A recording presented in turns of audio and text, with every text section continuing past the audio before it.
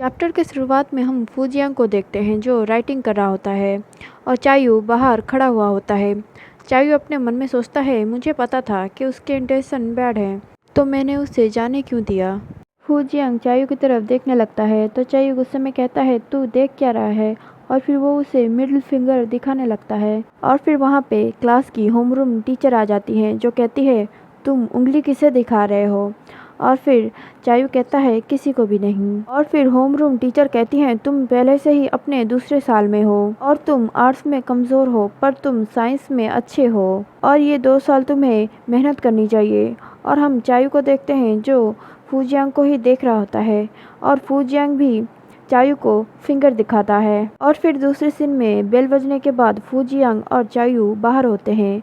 चायू फूजियांग को रुकने के लिए कहता है और कहता है, तुम भागने की कोशिश कर रहे हो। और फिर फूजियांग देखता है वहाँ पे बहुत सारे बच्चे खड़े हुए होते हैं और फिर वो चायू के पास आते हुए कहता है, मैं तो तुम्हें ढूंढते हुए यहाँ आया हूँ। और फिर चायू पीछे जाते हुए कहता है, क्या तुम पागल हो गए हो, तुम मेरे इतने करीब क्यों हो।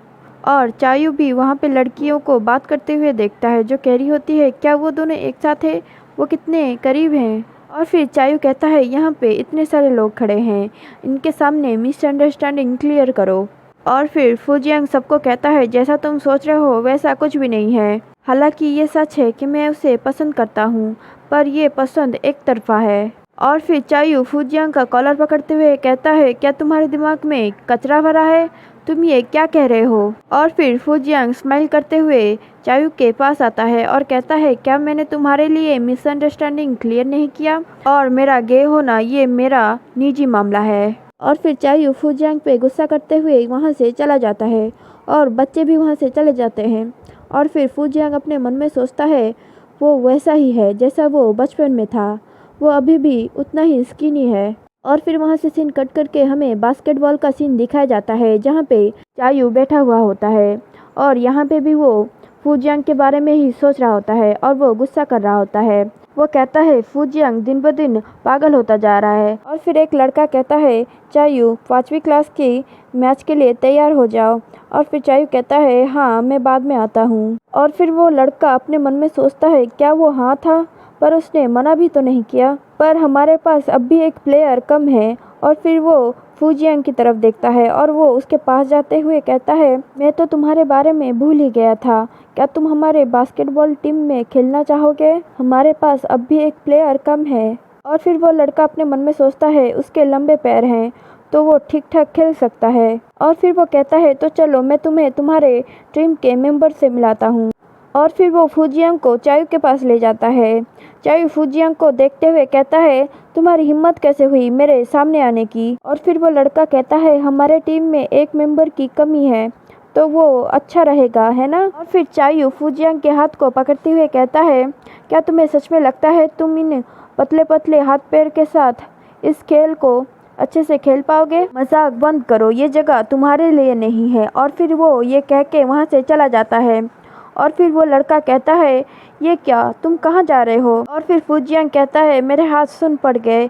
और फिर वो लड़का कहता है, अब मैं क्या करूं, अब फिर से एक मेंबर कम हो गया। और फिर वहाँ पे एक लड़का बॉल खेल रहा होता है, वो उसे देख के कहता है, क्या तुम हमारे टीम में आना चाहते हो। वो लड़का कहता है, पर मुझे गेम खेलना ही नहीं आता। और फिर वो कहता है, जब तक तुम बॉल को पास कर सकते हो और भाग सकते हो तब तक तुम खेल सकते हो। और हमें दूसरी टीम को दिखाया जाता है जिसके साथ मैच होता है और फिर मैच शुरू होता है। और फिर हमें फूजियांग को दिखाया जाता है जो बहुत ही अच्छे से खेल रहा होता है और उसे देख के हर कोई चीयर कर रहा होता है। और फिर फूजियांग गोल कर देता है और सारी लड़कियां चिल्लाने लगती है कि वो कितना अमेजिंग है, वो कितना अच्छा है।